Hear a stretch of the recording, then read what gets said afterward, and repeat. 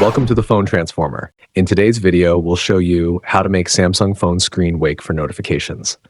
Let's get started. Step 1. First, pick up your Samsung phone and open the Google Play Store app. Make sure you're logged into the correct Google account to download apps. Step 2. Once you're in the Play Store, tap on the search bar at the top. Type Glimpse Notifications and search for the app. When you find it, tap on Install to download the app. Step 3. After the installation is complete, open the app. On the home screen, you'll see a button that says Enable. Simply tap on it to start the setup process. Step 4. Next, within the menu, tap on the Glimpse Notifications option.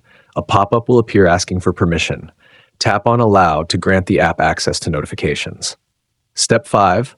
Once you've enabled the Glimpse Notifications option, tap on the back button to return to the app's main menu.